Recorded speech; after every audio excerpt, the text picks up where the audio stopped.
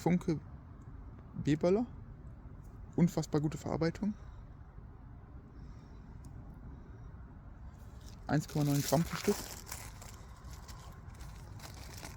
Gut, sind auch ein bisschen teuer, aber der Preis lohnt sich auf jeden Fall.